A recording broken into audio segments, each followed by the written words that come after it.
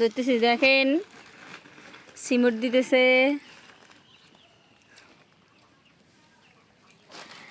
কিছু বুঝতেছি না খড় বানামু খড়ের কিন্তু এখনো কিছু করতেছি না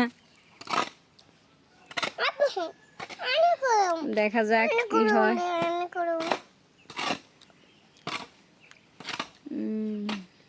না মিস্ত্রি ঠিক আছে বেরম মিস্ত্রি এরই তাবিজ লাগাইছি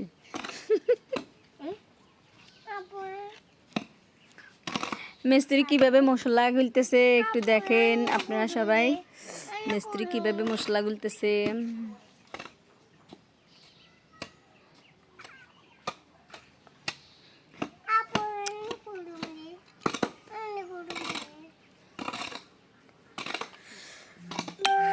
কি গরম মশলা গুলতেছে গোলাগুলি করতেছে দেখেন এখানে অলরেডি কাজ সম্পূর্ণ হচ্ছে হাঁসের খড় এখানে 20টা হাঁস থাকবে